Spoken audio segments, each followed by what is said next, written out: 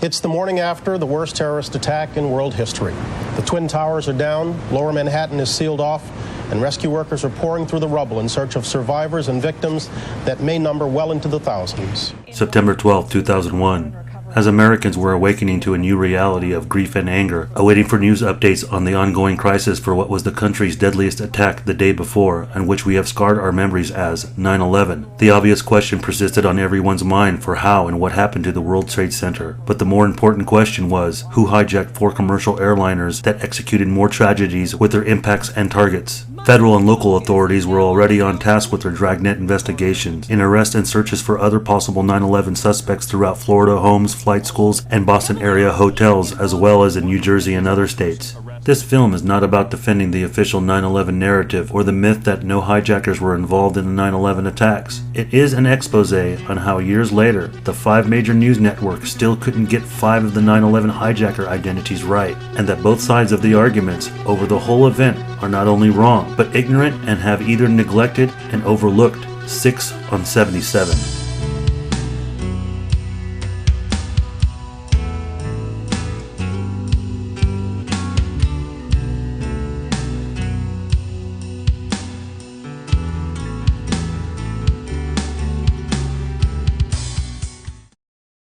Intelligence sources. At around 3:45 p.m. on 9/12, the FBI's Robert Mueller and Attorney General John Ashcroft held their first press conference confirming the investigations and ongoing process, where he stated in details about the hijackings. The 4 planes were hijacked by between 3 and 6 individuals per plane, using knives and box cutters, and in some cases making bomb threats. Of course, by now, with the official story, this doesn't become true, as none of the 4 United and American Airlines planes had 3 or 6 hijackers in total on board. But the media continued to repeat what Ashcroft said. Mr. Ashcroft was saying 3 to 6 individuals involved per airplane, knives, box cutters, in some cases making bomb threats. There were, as we reported before, roughly 3 to 6 individuals involved in every plane. 3 to 6 hijackers on each plane, armed with knives and box cutters, but also using the threat of bombs. They believe that 3 to 6 hijackers per plane. Many of them have already been ID'd. That a minimum of 3 and a maximum of 6 hijackers were allocated by identification amongst the 4 9/11 planes. Here, the way the hijackers operated was 6 on a plane. The terrorists who commandeered these planes actually worked in about 6 to a group. Some while also suggesting a range of 12 up to 24 hijackers in total carried out the operation on the 4 planes. Investigators believe they've identified all 12 of the people who hijacked the 4 planes. Investigators are aggressively hunting down those who did it. Many of the suspects, of course, are dead.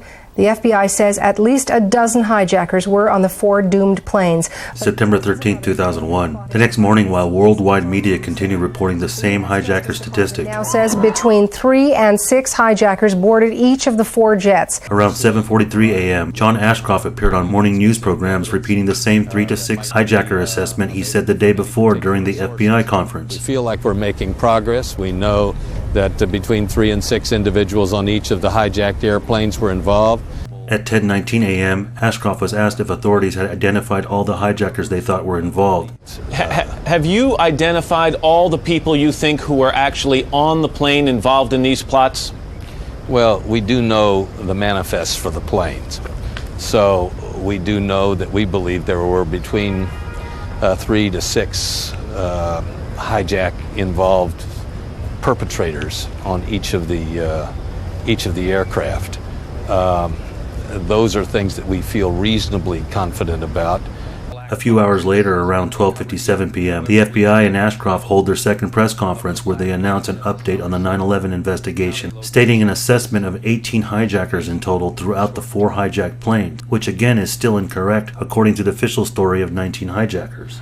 Last but not least, the total number of hijackers, to our best estimate and our best knowledge given the information at this time, on the 4 planes that crashed was at least 18, unless contradicted by evidence which we wouldn't anticipate. 2 planes had 5 hijackers and two other planes had 4 hijackers each. But instead of 3 to 6 hijackers per plane, it was now 4 to 5 hijackers. So which plane was missing a hijacker? By 3:04 p.m., CNN reports that the two other planes which Ashcroft stated had 4 hijackers on board turned out to be flights 93 and 77. And American Flight 77, which crashed into the Pentagon, also had 4 hijackers. By 7:27 p.m., Fox News was also confirming 4 hijackers on Flight 77. And officials say the plane that crashed into the Pentagon contained 4 hijackers. September 14, 2001. Inaccurate or not, by around 10:11 a.m. the next morning, CNN started to reveal their ability to confirm with official sources early, as they were the first network to announce the official list of 18 hijacker names, leaving out one name, making 19. Kelly Arena said, "Well, Leon, CNN did manage to grab a list of names of the 18 suspected hijackers that is supposed to be officially released by Justice sometime later today." As she attempted to read off the hijacker names as poorly as she did, when she got to the list of Flight 77 hijackers, she said, American Airlines Flight number 77, Khalid Al-Midar, Majed Moked, Nawaf Al-Hazmi, and Salem Al-Hazmi. Now, for those of you who aren't familiarized with the 9/11 hijacker names and roles, the list was missing alleged pilot hijacker Hani Hanjour. However, incidentally, it should also be noted that an official CNN transcript of the same Kelly Arena report states that on Flight 77, she said a 5th hijacker name which still wasn't Hani Hanjour, but another name phonetically pronounced as Moser Kanad. 19 minutes later, CNN posts a list of the 18 hijacker names allocated per plane, with Hanjour missing. American Airlines Flight 77 from Dulles to Los Angeles. That is the plane that flew into the Pentagon. Khalid Al-Midar, Majed Moked, Nawaf Al-Hazmi, and Salem Al-Hazmi. About an hour later, around 11:10 a.m., this same list of 18 is reported on CNN, just before all the major news networks went to simulcast the National Day of Prayer and Remembrance at the National Cathedral in D.C. A couple hours later, at around 1:55 p.m., after the prayer and remembrance service, CNN's Mike Betcher reports an updated version of the hijacker list, officially listing 19 hijackers with Hani Hanjour on Flight 77. And this is where the additional name has come in. Originally there were 4, now there are 5. The additional name will come at the end. Khalid Al-Midar, Majed Moked, Nawaf Al-Hazmi, Salem Al-Hazmi, and Hani Hanjour. That is the additional name provided by the FBI today. At 2:10 p.m., ABC becomes the second network to post the FBI's official list of 19 hijacker names, along with Pierre Thomas covering the difficulties of tracking down hijackers and the FBI dragnet. But in addition, for some reason, most of ABC's hijacker names included passenger numbers, while United Airlines Flights 93 and 175 did not include seat numbers at all. But an anomaly occurs again on Flight 77 with Hani Hanjour, who neither has a passenger or seat number listed for his name. Today, the Federal Bureau of Investigation released a list of 19 individuals who have been identified as hijackers aboard the 4 airliners that crashed on Tuesday. And then a half hour later, at 2:43 p.m., the FBI General Ashcroft holds its third press conference, announcing that 19 official hijacker suspects' names was just released. These individuals are presumed to be dead.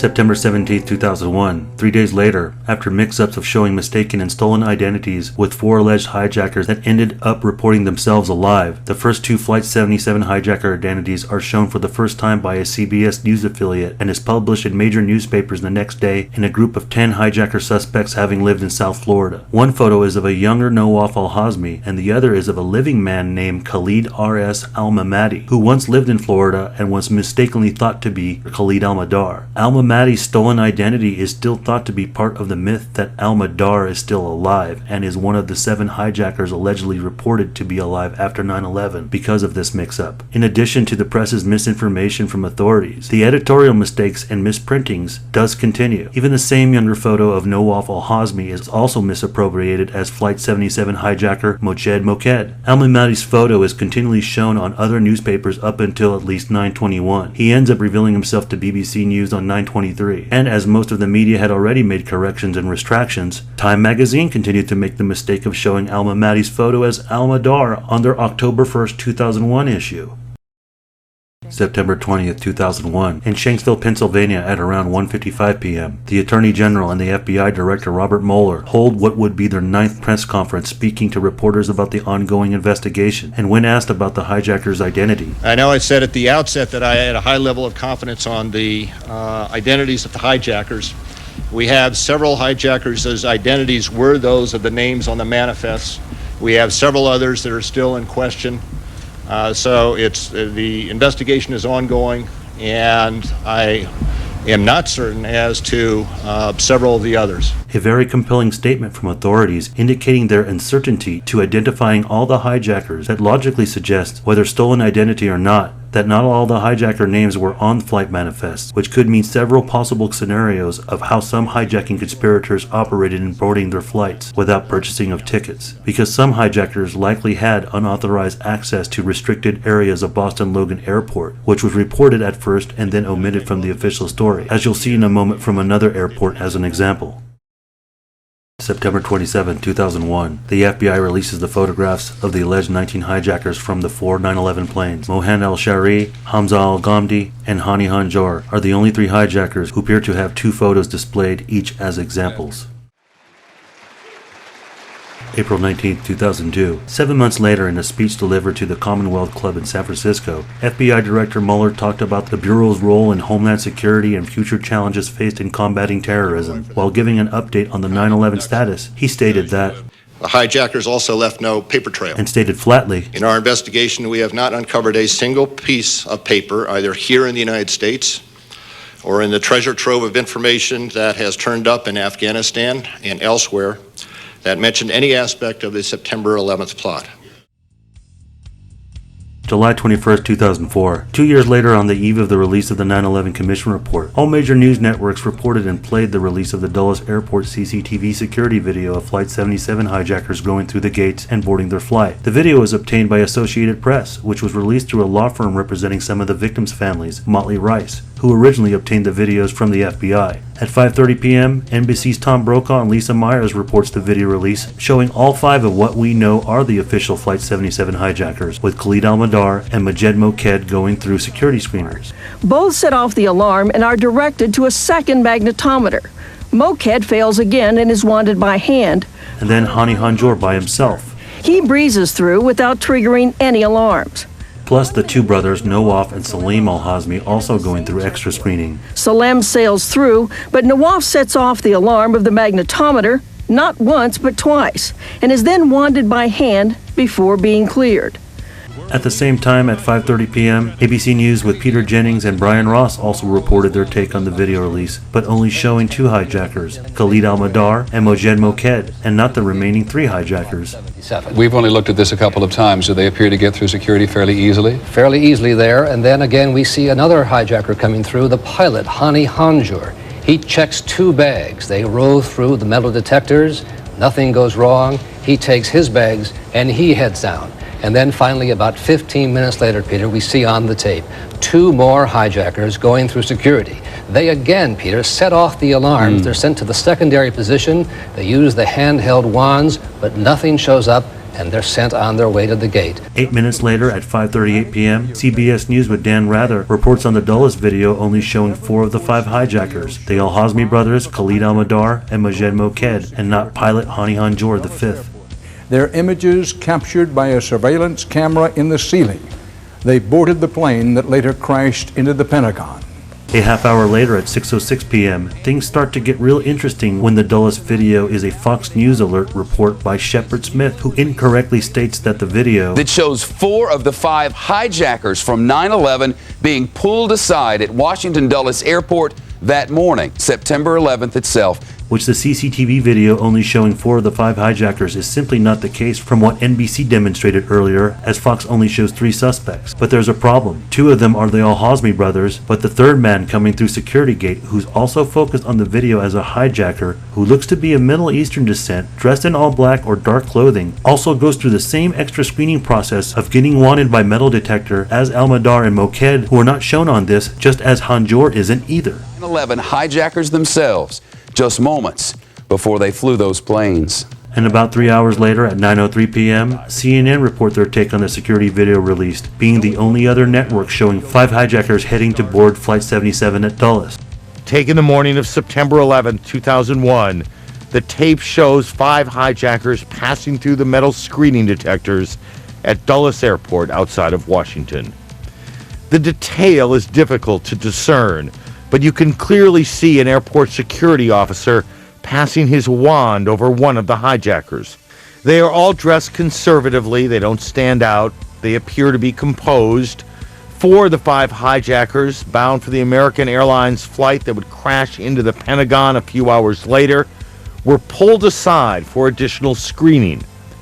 This after apparently setting off the metal detectors. The only hijacker who did not require additional screening was the man believed to have been the pilot after Flight 77 was hijacked, Hani Hanjour. Whoa, hold up, wait a minute, rewind. The 5th unidentified Middle Eastern looking man in black that is actually going through the extra screening procedures contrary to what CNN's Aaron Brown is reporting is not Hani Hanjour. So what's going on here? Why was NBC the only news network that debuted all 5 correct suspects at Dulles, and CNN also showing 5 suspects while still missing a suspect with an additional 6th one? On July 22nd, the following day, these varying versions of the Dulles security video were released. The LA Times is one of the first newspapers posting it as a front page story, with a still image of this unidentified Middle Eastern man taken from a second camera angle obtained from the Associated Press's video, while claiming that this is the pilot Hani Hanjour. But LA Times wasn't the only one pressing it, spotlighting this unidentified and what seems to be 6th suspect. Most newspapers covering this story did so without any still image of the actual Hani Hanjour at Dulles Airport as depicted in NBC's report. And this mistake didn't just occur soon after the release of the Dulles video, it still continues till this day on numerous websites and news articles in recent years like the Daily Mail, and even this year on Breitbart in 2017. Also, Chicago Tribune was one of the first online newspapers who had posted this same still image of the 6th suspect in an AP article titled "Video Shows 9/11 Hijackers Clearing Security," which had been widely sourced and is now removed from the article archives. But very few alternative media and 9/11 skeptics actually caught this anomaly in the proto-YouTube age. The following day, tvnewslies.org posted a blog about the anomaly that the picture did not match either. But not much attention has ever been attributed to this blatantly huge piece of evidence against the government's official claims, in which no 9/11 Truth organization or film has addressed this until now. The only other 9/11 Truth source that has barely brought any attention to this 6th unidentified Middle Eastern man at Dulles was a posting of an anonymous letter sent to Jim Fetzer for Scholars for 9/11 Truth in 2006, where the writer suggests an unlikely scenario borrowed from surrounding JFK conspiracy theories that this is a mix-up on the order of the Oswald in Mexico City pictures. The Dulles Hanjour is heavier, with a completely different face and hairline, so taking for granted that 77 hit the Pentagon, this is startling visual evidence, in my view, that our government has no idea who was flying the plane, or if they do, they don't care to say. Of course, one of the long-held beliefs in the 9/11 Truth movement is that the 9/11 cover-up also entails that Flight 77 did not hit the Pentagon at all, and there are other placeholder theories about who was responsible for that, in addition with the other 3 9/11 planes not actually being hijacked by foreign terrorists either, and that the passenger calls to loved ones and emergency responses were all fake.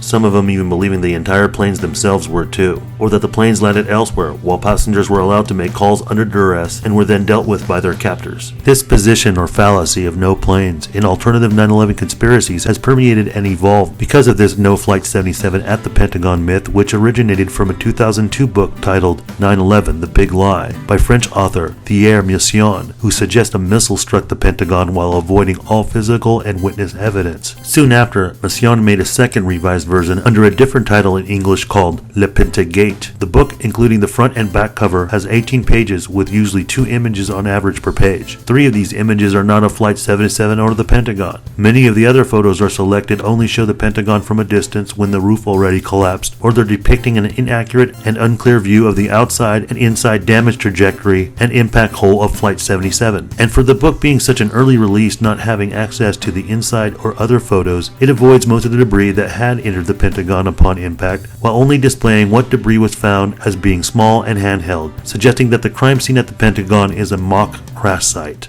But years later, what became more effective and influential than Messiaen's book was internet and film essentially evolving together through its early trends of social media and video hosting sites with the ever-popular Loose Change 2nd edition in 2006. The film became an internet sensation, having been the most powerful influence expanding on no-plane theories claiming Flight 77 did not hit the Pentagon, or that something else happened, like a missile or even a drone struck it, and other placeholder theories claiming Hani Hanjour was also a poor pilot, and that the Pentagon security gate captured a much smaller object impacting, which we'll also address ahead. Loose Change also claims in one breath that passenger calls from Flight 93 were faked, ultimately implying that by default that the 3 remaining flight's calls were too, while in another contradicting breath claimed that some other plane besides Flight 93 was shot down rather than having crashed, which others adapt to also suggest Flight 93 was a mock crash site in Shanksville too. However, this film isn't directly about Flight 93 or Shanksville, and in an effort to save time rather than overview graphics of that or the Pentagon damage and evidence for Flight 77 and debate the physics of whether something else happened besides for a hijacked plane having struck it, in order to better understand the 9/11 position this presentation takes, viewers should watch Pentagon Plane Puzzle, Going Beyond Speculation by physics professional David Chandler, formerly of Architects and Engineers for 9/11 Truth, who's most known for his work in exposing NIST's official lies on the destructive characteristics of World Trade Center Building 7. Taking his expertise for another 9/11 event outside of New York helps bring closure and should optimize those of devout 9/11 truth concern to move forward with exposing greater evidence yet to be found. But for those that are still in denial of Flight 77 and the attack at the Pentagon, it's highly suggested that viewers not hesitate in trying to break away from one's conditioning to alternative theories and watch Chandler's Going Beyond Speculation first before they try to finish the remainder of this film. Chandler concurs that a Boeing 757, the same model of Flight 77, did indeed hit the Pentagon, and with a scientific presentation analysis demonstrating some of the simple pieces of evidence available that fits the overwhelming trajectory and consistency for Flight 77 to have impacted. But this presentation comes from a slightly more confirmation and media researched angle that's centered around not only the cover-up at Dulles Airport, but to also diminish any of the outlandish theories that this CCTV security video has no authenticity, supporting that Flight 77 did hit the Pentagon and that there was other documented hijacker activities at Dulles and other airports that was also left out of the 9/11 Commission report, and which we will touch on further ahead. But of course the position and comments that come from scholars for 9/11 Truth and its ilk is to reject the CCTV video from Dulles as not credible proof that any of the hijackers boarded Flight 77, and certainly not Hanjour at all, completely ignoring that there is still clear video of him boarding Flight 77. The lack of timestamp provided on the videos is due to this denial, which we will address also. But with rejecting evidence for hijackers provided with an unknown identified sixth suspect in this 9/11 mystery, could it mean he's an extra hijacker as his suspicious detections on video so obviously concluded in the original mistake? And if so, does this make it a game changer, serving double duty and debunking 9/11 Truth's long-preserved fallacies of no hijackers and no planes, while still accusing the 9/11 Commission reports and federal authorities for lying to the American people still? The answer is yes for those who have humility and stick around. But being that a majority of the 9/11 Truth movement remains ignorant to the chronology of when all 19 hijackers were officially identified and the release of the Dulles video, along with the habit of sticking to its own echoing chamber, has all helped enable them to routinely defend their placeholder theories that are emotionally driven beliefs and predetermined sheer fallacies while lacking any integrity or sane and intellectual skepticism, as it could be the reason why this sixth man on the video has been overlooked for the past 13 years and not thoroughly researched. However, in a counter-argument for debunking scholars for 9/11 Truth's attempt to project this unidentified sixth suspect as a reason to believe that Hanjour or any Flight 77 hijackers boarded and that the CCTV video isn't authentic, the debunking site 9/11 Myth says in response, the obvious conclusion here is that Hanjour was incorrectly identified in the first photograph. We have no idea how that happened. Of course, their argument is left untarnished. So who was this man in black on the Dulles video getting screened that was first wrongly reported as Hanjour and is still mislabeled? Is this the reason why Ashcroft announced that there was a maximum of 6 individuals per plane? On September 12, 2001, who was this John Doe number 6 on Flight 77? Was this the man Moser Kanad, which was mislabeled in a CNN transcript from Kelly Arena on September 14th? Or was it a stolen name or fake identity Hanjour was using? Was it a technical error? Does it also have to do why Hanjour wasn't provided with a passenger seat number on ABC's report as well? If the man in black was a sixth hijacker, then why couldn't authorities also identify him? We may not know why authorities couldn't identify him, but I can certainly tell you one thing. He isn't Zacharias Moussaoui. But could it mean that this sixth man was the 20th hijacker? Clearly, Those like 9/11 myths who defend the official 9/11 narrative aren't necessarily going to challenge or question any anomalies or even try to puzzle anything together. They're satisfied with 9/11 for whatever reason, nor do most of them want to lend credence to the notion that authorities were making any sort of mistakes or even simply not knowing what they were doing, nor especially covering up anything. And there clearly isn't room for a third position given to deal with this question or give an answer, as the 9/11 truth movement rarely gives platform for those with an alternative position confirming 4 planes on 9/11. However, one fact has remained missing in our timeline and anomalies: the 9/11 Commission Report. Besides for all the newspaper misprintings on this day, July 22, 2004 was also the day the 9/11 Commission Report was released. According to it, there were only 2 passengers who made airphone calls from Flight 77. The most commonly known of the 2 passengers is Barbara Olson's call to her husband, Solicitor General Ted Olson, which had been cited for skepticism by much of 9/11 truth, primarily focusing on suspicions of their professions, as Barbara was also an attorney and conservative TV commenter, and because of Ted Olson's early recount claiming his wife's call was from a cell phone rather than an airphone. These claims have only been distractions from all the other obvious details in trying to validate a thesis of no plane hitting the Pentagon. However, according to declassified FBI files about interviews of those who received Flight 77 calls in the investigations which have been released to the public, revealed that field agents took notes indicating that an AT&T operator spoke to Barbara first, who explained the situation with the hijackings, and that the passengers were being moved to the back, specifically stating that they were being hijacked with knives and guns. This is also major a detail contrary to the official story with box cutters being used, which is only reported to have occurred on Flight 77 with Barbara's conversation, and not on the other 3 9/11 flights. And according to these same set of declassified documents, the reason being that Ted Olson wasn't certain whether Barbara had made a call from her cell phone or from the plane's airphone was because Lori Lynn Keaton, the Department of Justice, who was in the office at that point taking the calls, advised that there is no caller identification features on the phone Barbara was using, and that Keaton didn't know if she was calling from the phone on the plane or from her cell phone. Not that it was Ted who originally noticed this, misleading himself to confusion. The second airphone call was done by a 15-year flight attendant, Renee May, who was 7 weeks pregnant and had recently been engaged, while also considering a change in career. She called her mother, Nancy May, in Las Vegas at 9:12 a.m. Eastern Standard Time. She asked her mother to alert American Airlines. According to the official story, Renee's phone call to her mother only lasted about a minute, but in the 9/11 Commission Report, page 9, we have some planes. Renee called her mother, Nancy May, in Las Vegas. She said her flight was being hijacked by 6 individuals who had moved them to the rear of the plane. In the declassified documents, it states several times that she had originally said 6 hijackers, plus some added details about a male voice that Renee's mother Nancy could hear over the phone, and that it was most likely another flight colleague of Renee's, and that she also gave her mother 3 different phone numbers to call, in which her father Ron May later did. July 31st, 2006. 2 years later, in the golden age of YouTube, the Zacarias Moussaoui trial evidence exhibit is released to the public, where only one edited and incomplete angle of the Dulles CCTV video is provided in release, which is still the most commonly seen video on the ordeal. And while mostly unaware of its second angle, is still questioned by much of the 9/11 truth movement for authenticity, although a flash demonstration file has been developed on the site to get an account on whom and how many calls were made, and from which seat phones they called from, as well as other fine details about the calls. The details, however, about Renee May's airphone call has been omitted from the exhibit, amongst other details.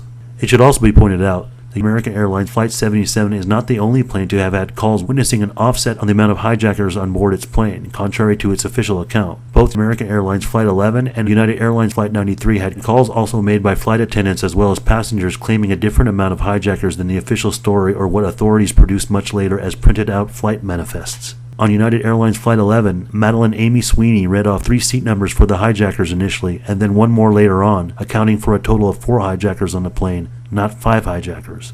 On American Airlines Flight 93, attendant C.C. Lyles left a voice message on her answering machine for her family, stating that the plane had been hijacked by 3 people, not 4. Tuesday, 9:47 a.m. Hi, baby. Baby, you have to listen to me carefully. I'm on a plane that's been hijacked. I'm on the plane. I'm calling from the plane. I want to tell you I love you. Please tell my children that I love them very much. And I'm so sorry, babe. I don't know what to say. There's 3 guys. They've hijacked the plane. Another flight attendant, Sandy Bradshaw, spoke to her husband Phil and told him, and she told me that her plane had been hijacked. And I had to make her repeat it because I didn't believe it. And she said my flight had just been hijacked by 3 guys with knives. These claims are also backed up by the passenger airphone call from Jeremy Glick to his wife Liz. He said his plane had been hijacked by 3 men. Todd Beamer had reached Lisa Jefferson, a supervisor of Verizon Airphone, and spoke extensively to her about what was going on. What did he say? He told me that 3 people had taken over the flight. 2 had knives and had locked themselves into the cockpit, and 1 had a bomb strapped around his waist. And from Mark Bingham to his mom, Alice Hoagland, who still famously appears and continues to state till this day. He said, I want you to know I love you very much, and I'm calling you from the plane. We've been taken over. There are 3 men that say they have a bomb. That's 5 witness accounts from Flight 93 contradicting the official story that it was hijacked by 4 suspects. We could go deeper into exposing the investigation cover-ups of Flight 93, Shanksville, and the hijackers alone, but let's save that for reference in more detailed future film work, because the main question at hand at this point has always been the Pentagon attack, but the cover-up or argument should have never been about trying to prove that Flight 77 did not hit the Pentagon, or that Hani Hanjour was an awful pilot. Despite those emotionally invested beliefs in the 9/11 truth movement, Hanjour did go through years of extensive pilot training and was most commonly cited of one flight instructor's witness to his ability, but from an older instructor who was not only witness to his lack of ability in trying to be a pilot, he was also witness to Hanjour's airmanship intentions, and his older instructor said in a distraught interview with a disguised voice, I was crying for about 2 weeks, and I couldn't sleep for, at least 4 or 5 weeks I couldn't sleep. Hani Hanjour's instructor says he was devastated when he learned this death and destruction was caused by one of his students. I was almost suicidal at that point because I felt so responsible for even just knowing these people. What kind of a student was Hani Hanjour? A slow learner who started concerning his flight instructor when he refused to land the plane or practice stalls and steep turns. He would just refuse. He would start crying and he would, refuse to do it. He would beg with me, plead with me not to. Hanjour's instructor says he even had to cancel several flights because his student was so emotional. But these facts do not verify that everything about what occurred on Flight 77 is accurate to the official story either, since we can clearly see that there was definitely a 9/11 cover-up at Dulles Airport where authorities couldn't identify all the Flight 77 hijackers accurately, which should lend some plausibility that this also may have occurred with the remaining 3 flights at Boston and Newark. But at this point, whether Hanjour was a great pilot or not is irrelevant, because we don't know if the 6th hijacker had any piloting skills too. Now, with these new pieces of evidence and anomalies being presented here, should normally satisfy those in doubt to the authenticity of the CCTV video from Dulles. But still stubborn Flight 77 deniers do not know and will refuse to apply this new data to bring closure to all their inquiries surrounding Dulles and the quality and release of the video, and by immature and irrational default, suggest that what security video has been made public has no authenticity or integrity, and it's altered and even outright fabricated to CGI levels. This theory is also applied to the security gate cameras from the Pentagon capturing Flight 77's impact. Here are the 5 general claims and inquiries regarding quality, quantity, and release of the Dulles CCTV video, from weakest to most relevant argument, given with some new perspectives and answers, with the addition of this unidentified 6th hijacking suspect, plus that most of these claims were done in disregard or lack of second camera angle acknowledgement. More cameras. One of the reasons given for doubting the official video release is that allegedly Dulles Airport has over 300 security cameras and no other videos was released of the hijackers being captured elsewhere throughout the airport, except portions of one official video. So why aren't there more videos from other security camera angles throughout the airport capturing the hijackers? To give an answer, as we have demonstrated, there had originally been 2 video angles released, including an extra suspect mystery man appearing on what we've erected as a cover-up for Flight 77 separate from the official 5 suspects. If authorities are attempting to maintain a story of 5 hijackers, it might be worth suspecting that other camera angles throughout the airport could have captured activities of the 6 interacting with each other before or after the gate, or even inside help with airport staff that's been reported, which would all conflict with the official story, and authorities would not want that or any other mistake slipped out to the public like the 6th hijacker already has and barely noticed by the truth movement. Besides, Dulles Airport might have 300 security cameras, but what are we to expect the 298 remaining cameras to show us that we don't see already going through the security gate, especially with the additional alarms for extra scanning and searches for 5 out of 6 suspects going through? Tape source.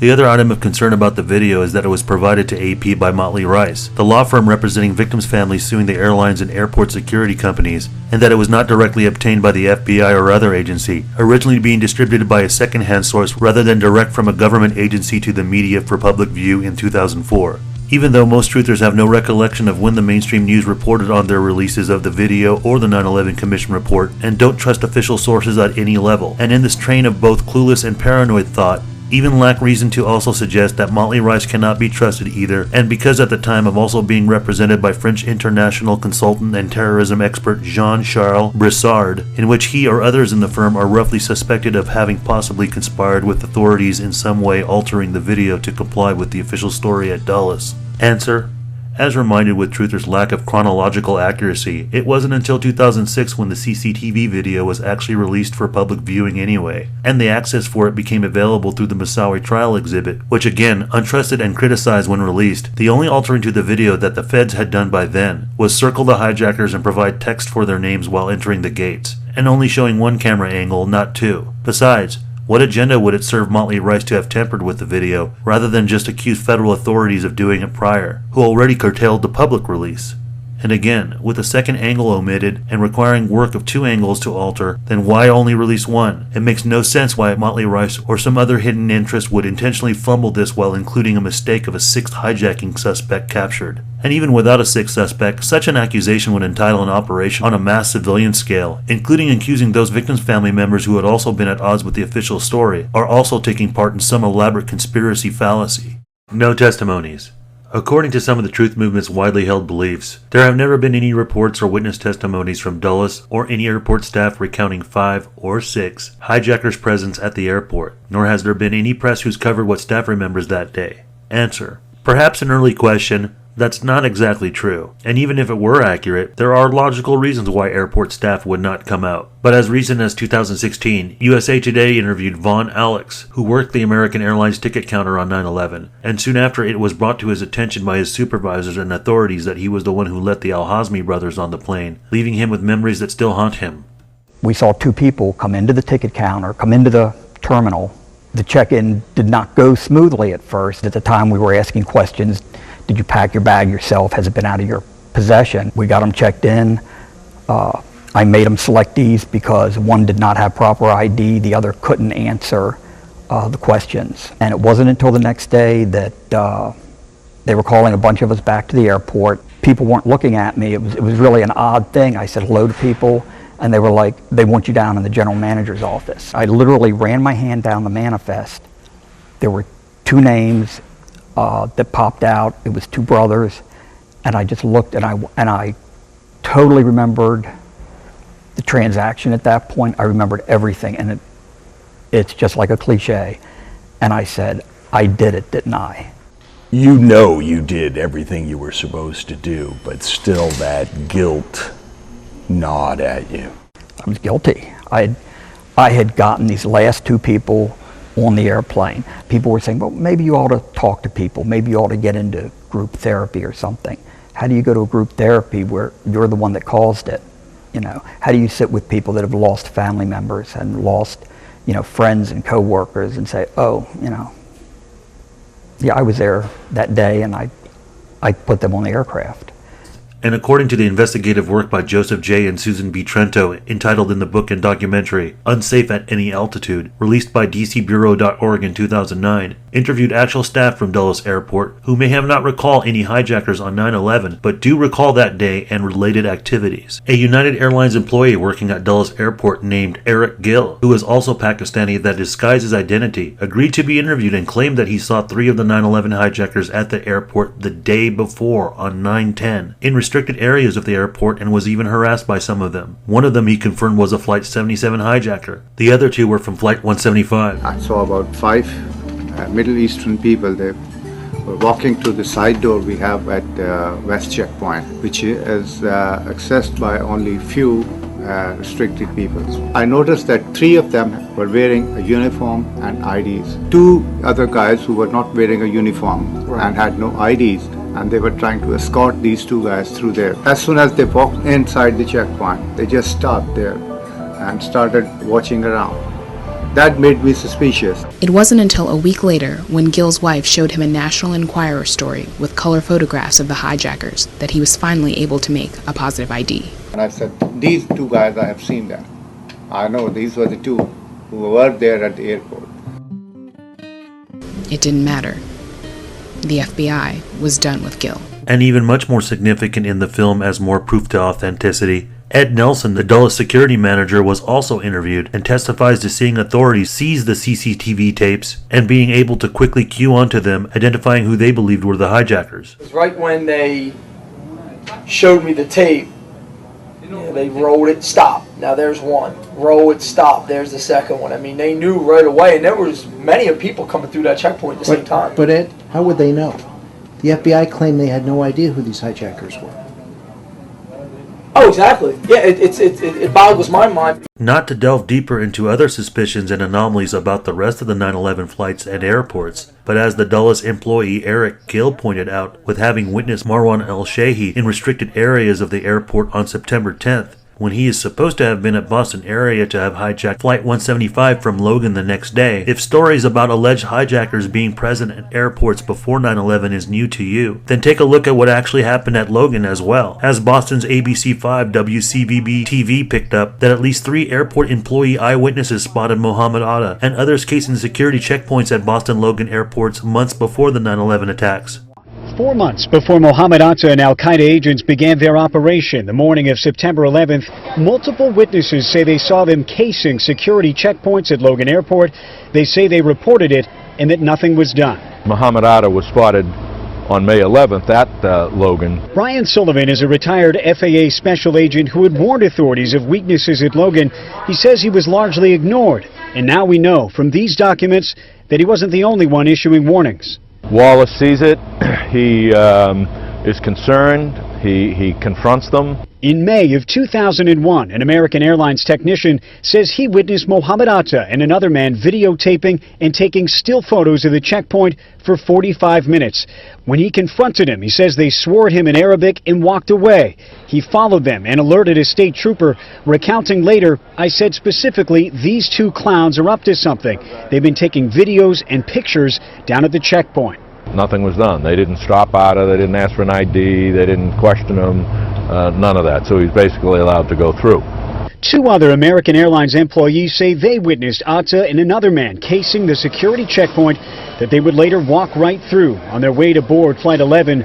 Which also lends to answer the last question about trustworthiness in tape source and suspicions of video tampering ability. If we are to believe that the Dulles video is fabricated for the sake of denial of Flight 77 and only 5 hijackers, if authorities are able to masterfully pull this off with video from different dates, then why couldn't they do it with security video at Atta or other hijackers at Boston Logan prior, but instead produce video of him at the wrong airport in Portland, Maine for an earlier flight? If we are supposed to entertain the idea authorities have the power to overwhelmingly sell an official story and convince the people with their alleged video editing capabilities, mind you that not even any security video from Newark Airport has been released either. Video quality. The Dulles CCTV video shot at a rate of 30 frames per second, in which truthers insinuate that most 24-hour surveillance cameras use time-lapse photography, expecting the same format and quality of Mohammed Atta and Abdulaziz Al-Amari on their earlier flights from Portland, Maine to Boston. It basically means the main issue is that the security video is actually video from a videotape, inferring that it's a normal continuous consumer video camera taping rather than stills, asserting more red herrings that the CCTV is faster than normal speed of security cameras, a poor and unchecked claim of obscurity and rarity to trigger hoax theories while omitting a second camera angle of the same format that is supposedly out of the ordinary for security systems, while also claiming that there are investigatory standards for security video, while no previous case of examples or comparison of all airport systems are provided or put into consideration.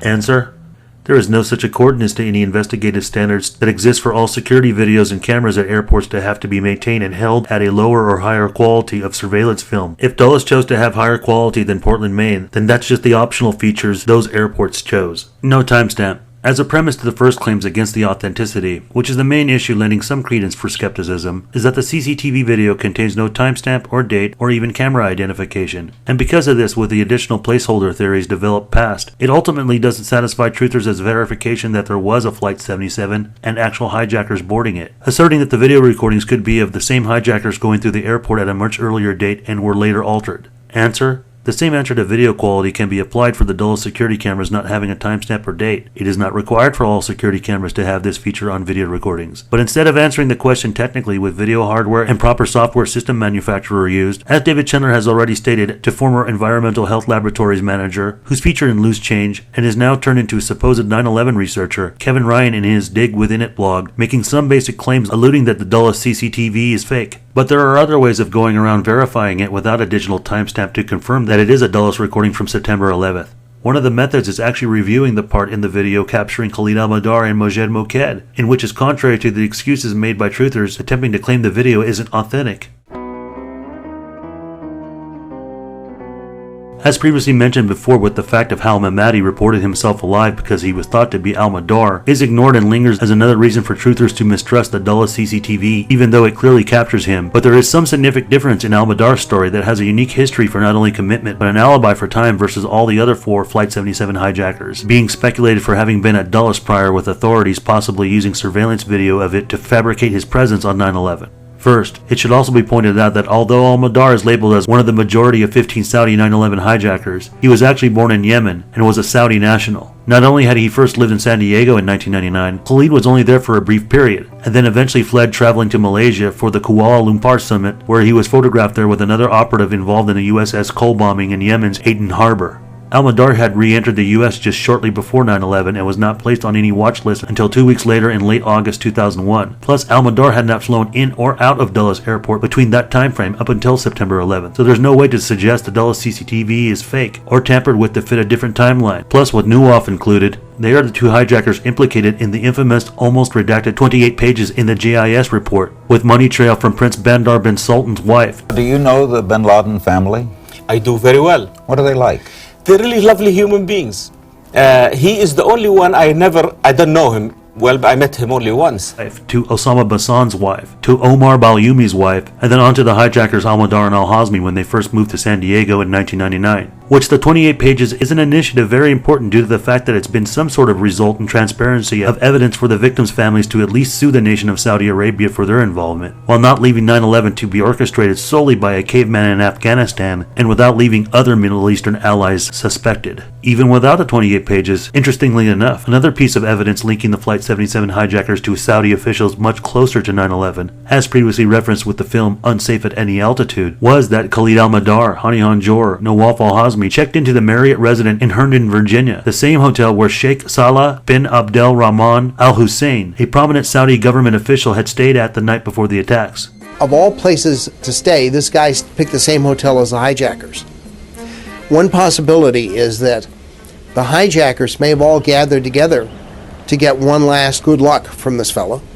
We don't know, because when the FBI tried to talk to him, he faked a heart attack.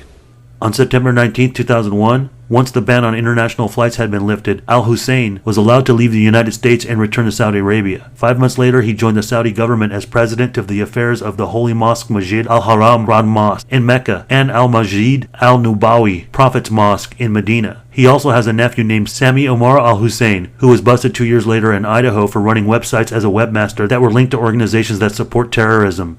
But even though all these facts and timelines line up, not all of this is convincing, because the Truth Movement hasn't essentially done all the math with everything else around the event. Because with the beginning segment of the CCTV video capturing Khalid on the Dulles camera truly authenticates it as being exactly what it is. Security video capturing Flight 77 hijackers about to board their flight on 9/11. This is Mari-Rae Soper, an American gymnast coach that attended Iowa State University in the late 80s by being named Most Valuable Gymnast as a senior. She later also became a Judge Advocate General's Corp lawyer and died on Flight 77. Not that we have analyzed everyone that's not a hijacker on the limited segments of video released, but before Al-Mihdhar and Mojed Moked appeared to cross the security gate metal detector, this woman right here, wearing a white blouse and a gray skirt, what looks to be an orange Carillion tabby cat over her chest and shoulders, and then goes to the counter to the left of the screen and puts the cat in the carrying cage, while swings around again and goes through the security gate one more time and gets wanded, is Mari-Rae Soper. On this September 11, 2001 memorial website, Soper's mother, Marion Kipnick, says on her daughter's profile, she was supposedly in row 20 but probably moved to another seat in another row where no one was sitting. Her cat Sammy was with her and they needed more room. On the Dulles video, she goes back to the counter, grabs her red backpack and carrying cage with her cat inside, right while Al-Mihdhar in the yellow is behind her and approaches through the gate without being wanded, and then Marie exits to the right side of the screen. But in case there are those still in denial that the CCTV video is authentic, there's also this Rocky Mountain News article where they can't claim there are no passengers recognized in the video going through the checkpoint next to the hijackers, under a headline that couldn't be any more clear: surveillance tape of Mari-Rae Sopper seen by family, which according to the article, her mother Marion Kemnick received a copy of the video in the summer of 2006, stating that she instantly recognized her going through the security just steps ahead of the hijackers. First of all, she's freezing. She's rubbing her arms up and down because she is so cold. She had her cat with her, Sammy. She had never taken him on a plane before, so she took him out of the carrier, put the carrier through the security and walked through, and then they're explaining to her to put the cat in the carrier. And when we saw it for the first time, to be honest, I laughed. It's so her. This family victim's account is sufficient enough to authenticate the dullest CCTV denier's claim about not having a timestamp to certify it as a recording of the official account. But if truthers are still going to persist that this is all hogwash without being certain of which side the Sopper-Kemnick family are on, then I've got some troubling news for them. The Kemnick family turned out to be outspoken critics of the Bush administration and the Iraq War. And not just that, on September 12, 2006, Marie's sister, Christina Kemnick, along with two other 9/11 victims' families, Donna Marsh O'Connor and Michelle Little, held a press conference in the National Press Club in D.C. that was only reported on C-SPAN to call for a new investigation into the 9/11 attacks, while promoting the release of the documentary Pressed for Truth, which focused on the Jersey girls that fought for the creation of the 9/11 Commission and criticized it with questions about gaps in the official investigations. For those truthers who don't know the history of their own movement, the Jersey girls and many of the victims' families along with this film were the foundation that kicked off the 9/11 truth movement to begin with. Other than Christina, who makes her grievances quite clear in detail, thinking about the gruesome way her sister perished so quickly at the moments leading up to her death, and how important it was to get a 9/11 Commission report in hopes that it would answer everyone's question, which as we know now, it certainly hasn't. She said, "Still, in a rare silent moment of the day, or when lying in bed at night pushing our mental to-do list away, we cannot forget. We cannot forget our loved ones and the way they perished.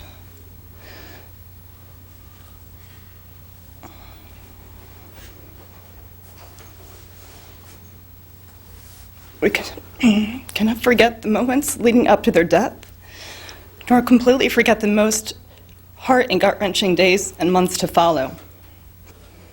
Here we are 5 years later. Some improvements have been made domestically, but not nearly enough. And yet we still are left with unanswered questions, unaccountability, and facts that come to light that beg new questions or reaffirm unresolved issues during the 9/11 investigation. There needs to be a new investigation. I personally really hope for 1 year where September 11th, I can remember those who perished and my sister in peace. And not surrounded by all the unanswered questions and the political lies and drama."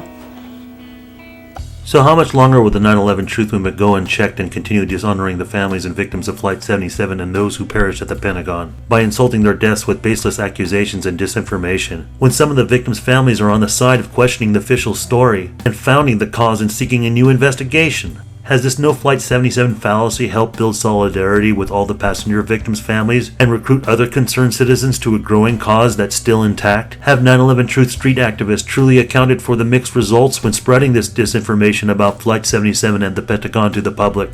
Like running into someone who was there and had to deal with the crisis. This is Seth Jackson. He was featured in the IFC documentary called New World Order, which features once active figures of 9/11 Truth and We Are Change, like Luke Rudkowski and Alex Jones, who's notoriously been one of the main promoters and pushers of Loose Change, even co-opting a third version of the film.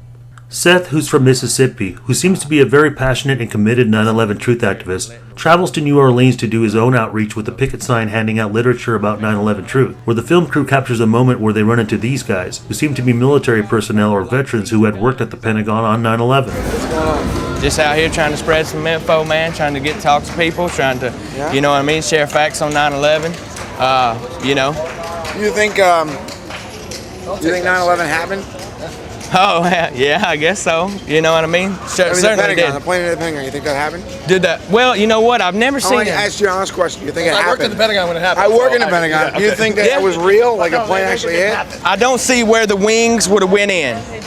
Seth here, who's being honest from what he's only seen from limited photos of the impact hole at the Pentagon, making hand gestures for the alleged lack of plane wing damage, which is well known for the original premise of the theory that something else struck it other than Flight 77. You know what I mean? Like, the windows were still there's intact. a massive conspiracy in the highest levels of government to contrive the point that an actual airplane came crashing into the building and people died.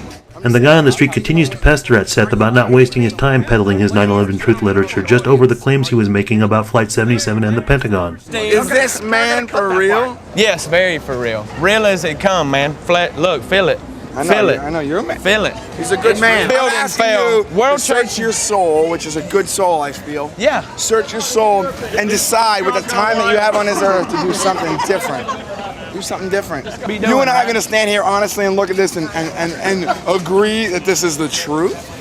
That these are facts. That these are facts that are available. A fact is something that you don't know anything. Can you even name a hijack? You're standing out here with a sign that says that no truthful, but it's not true. Rewinding back, notice that the IFC film only shows the guys on the street scrutinizing Seth and his street companions specifically over Flight 77 and the Pentagon, and not over any of the claims they were making for explosives and demolitions in New York on 9/11. Hey, let me tell me how a building. You tell me how a building. You tell me how my friends that were in the Pentagon the building plane fucking hit. Who's NYPD? Where's the racket? You're NYPD? Where's the photo? There's nothing for it. Are you fucking kidding me? I go to work, dude. Every day I went to work, walked by the fucking plane wreckage. And that's the thing. You can't expect to gather more support for a cause when part of the story you're selling is a fallacy that has actually affected and hurt real people directly. And it's not just the truth movement that offends the victims' families from Flight 77 and the Pentagon attacks. The mainstream media and establishment does too, by only focusing and symbolizing it as a tragedy in New York. In Flight 77, the 2011 French documentary available on YouTube, along with spotlighting the attack at the Pentagon, does touch on some of the critiquing of outlandish claims and 9/11 truth organizations, while also displaying some exclusive unseen photos of passenger items and wreckage and damage within the Pentagon, and speaking to loved ones telling their stories about receiving death certificates and autopsy reports. If you can stomach the criticism and the graphic horror stories, this film is highly recommended to view for more documentation confirming the hijacking and crash of Flight 77, which is exclusive to this film and not seen elsewhere. It also interviews Deborah Pontel, who feels rejected on the attention of the attacks being attributed to New York only. I think that there was such a focus on New York that the Pentagon and Pennsylvania weren't talked about as much, and that's upsetting to many of the families. I mean, I can't speak for everybody, but you know, when you would turn on the TV and someone would refer to 9/11 as the day the World Trade Centers, you know, the Twin Towers were attacked, and that just was like a knife, right, you know, right in your heart. Like, well, 2 other places were attacked as well, so why aren't they being mentioned? Even with this mountain of evidence, with the cover-up at Dulles Airport and the CCTV video proving more than just the official hijacking operatives did board the plane, Flight 77 deniers will try to defend their no-plane argument by saying that none of this at Dulles Airport matters, and is not the equivalent of having video of Flight 77 hitting the Pentagon. Of course, this is not entirely accurate, as there has been several security videos around the Pentagon that mostly captured somewhat of what happened when Flight 77 did impact, rather than any clarity of the plane, which has been released. The 2 most commonly shown and known are the 2 angles coming from the gate camera, which due to the limitations of security cameras and the gravity of the event, they aren't necessarily the greatest of quality and clarity documenting what occurred. One of the 2 recordings seems to only show the fin and nose of the plane due to the foreground obstruction and security gate box in front. The other recording is the security gate in the front, and it seems to show the entire plane, but at a very low resolution. It's mostly still frames, and what is captured is very blurry and pixelated and hard to determine what is what. Although the wind and reaction and what struck the Pentagon does imply a large object coming low off the ground, and also having struck the diesel generator that ignites a large spark and blast. However, researchers David Chandler and Ken Jenkins published an article on 911speakout.org using graphics programs to skew the images far enough to remove the barrel warp distortion on the security cameras, which is due from coming out of what is called a fisheye lens, which operates by distorting the peripheral areas to enable a 180-degree field of view, and along with close-up and tinkering with video effects to bring out a lengthier shape and color of the plane, becomes logical that it was Flight 77. However, the 9/11 Truth Movement, in its confirmation bias to defend that something else happened at the Pentagon, still insists that these gate camera videos are not proof that Flight 77 hit the Pentagon. Even some accuse these videos of either being faked or doctored, while still demanding more video angles capturing Flight 77 by what's commonly rumored by truthers that there are 85 more security videos as well as handheld recordings from bystanders around the area of where the Pentagon was struck. But unfortunately, that's a myth that there is 85 cameras from within the vicinity of where Flight 77 struck the Pentagon. Some of these 85 videos are from the DoubleTree Hotel, the Marriott, and Citgo gas station have been released, as well as a few handheld camera recordings from right after the event, and video film from inside the Pentagon inspecting the damage. However, what most truthers fail to realize is that when the FBI collected tapes, they collected any and all tapes from everywhere they could, and a lot of the tapes they collected didn't have anything on them or were blank, either due to their position and lack of motion to trigger the sensor feature to record.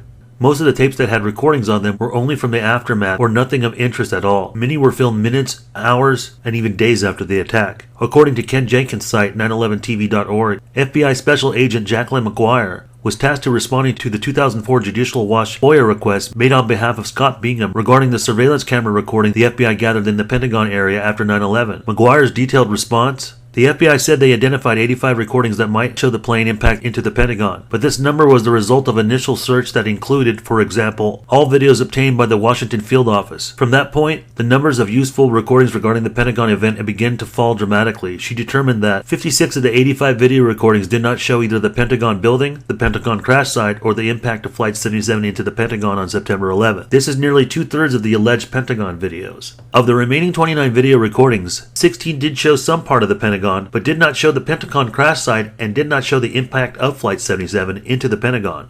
Of the 13 remaining recordings, 11 only show the Pentagon after the impact of Flight 77. An example is the 3 videos released from the DoubleTree Hotel, with only one camera angle pointed in the direction behind where the Pentagon was struck, plus one from the Marriott Hotel that was initially pointed away from the Pentagon and then repositioned minutes after the crash towards the smoke cloud rising from the Pentagon crash site. And the Citgo gas station cameras with bystander video capturing later damage and response have all been released. The 2 remaining recordings are the Pentagon's 2 security gate cameras, which we have already covered. So what the 85 tapes truthers beg to be shown from the Pentagon strike is not that at all. Although unsatisfied truthers want quantity and quality of video, most don't realize that the 13 out of 29 Pentagon videos from the bundle of 85 are available, and although 16 of the 29 are deemed useless for graphic details, why aren't the other 56 unreleased videos having nothing to do with the Pentagon not brought to the attention for release still? Why should there be lack of curiosity? What is in the other 56 videos? Is there something incriminatingly left that authorities don't want us to know and continue to cover up that's also contrary to the official story, as we've seen with the dullest security video?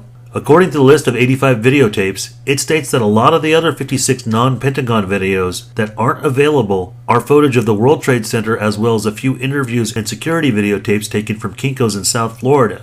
One is a video that was recovered from a garbage in a residence of Neenah, Wisconsin. Others also obtained in New Jersey by a residence in Avenal and by a Diamond Savings Bank in Nutley. According to American journalist, author, and columnist specializing in intelligence and international affairs, and has also been described as one of the world's leading computer security experts in the late 90s, Wayne Madsen wrote in his book, The Star and the Sword, and also on his site, that according to his well-informed police sources in New Jersey, the 4 men who allegedly hijacked Flight 93 that crashed in Shanksville were living it up in a Wayne, New Jersey strip club called Lace on the evening of September 10, 2001, the previous day. The 4 hijackers were later pegged by U.S. authorities as extremist Muslim followers of Osama bin Laden. According to Madsen's sources, the FBI confiscated the security video from Lace, and it was never identified or discussed in the commission report, and joins a number of other tapes, including those from the area of the Pentagon showing the impact of an American Airlines 77 into the building. In other words, this tape from Lace in New Jersey is what one of the other 85 videos is about. As Madsen says, the security videotape from Lace showed the 4 to be far more pious followers of Wahhabism, in what seemingly appears to be an attempt by the Bush administration to keep the myth alive that the hijackers were fanatic Muslims. Also, Madsen claims that a Jersey City video rental store across Kennedy Boulevard from the El Salam Mosque that had been confiscated by the FBI. El Salam Mosque is not only where followers of the blind sheikh who was blamed for the 1993 World Trade Center bombing held sermons at, but is also right in the neighborhood of the apartment building where other suspects thought to have known about the 9/11 attacks prior lived at, and were cheering on the roof when the towers came down, and is known as Donald Trump's dancing Arabs in New Jersey, that he once claimed were in the thousands. Where thousands and thousands of people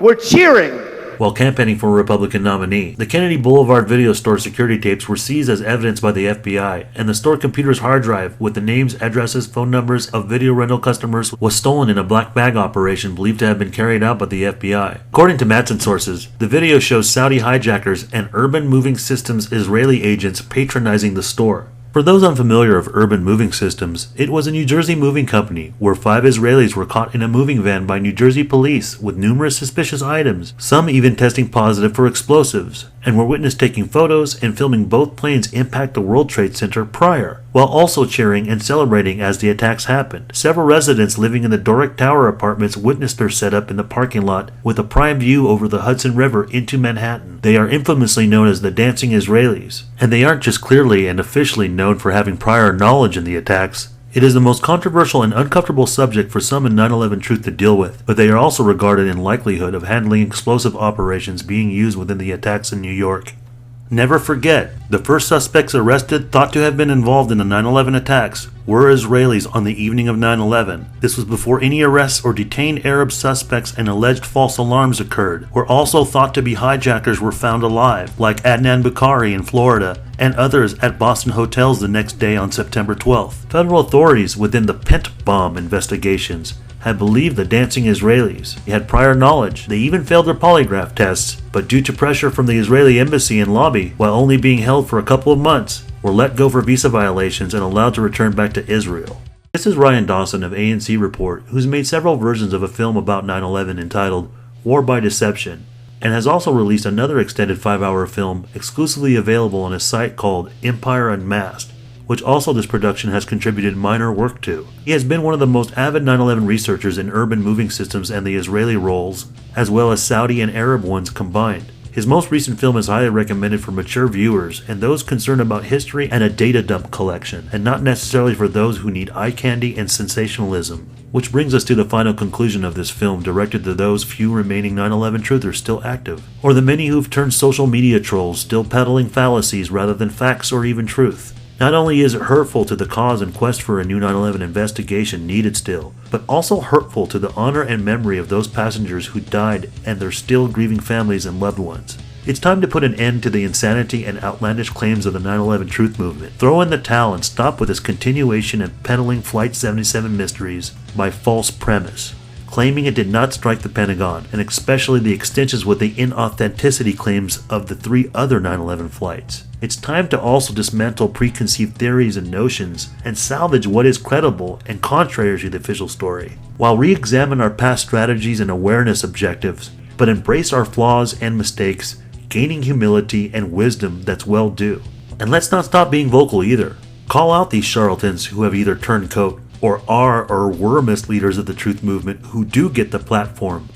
Realize that there are third positions in regards to understanding and trying to uncover who was truly behind the unsolved crimes of 9/11 that were far greater and complex than what's safely simplified in false duality between defenders of the official story and the 9/11 Commission report and those of mainstream conspiracy fringes and the truth movement with their faceless overarching accusations they are powerless to overcome, even if right, while even professing to be more enlightened and above this duality when they unknowingly play into it in what's correctly called false dichotomy. Hopefully this presentation isn't solely looked at as mere intrigue or an arrangement of coincidences viewed as compelling for both the defenders of the official version and those truthers more grounded and have common sense, and that in addition of this presentation also brings closure and answers, but most importantly provides new evidence while provoking new questions, putting all sides of equal concern on the right track.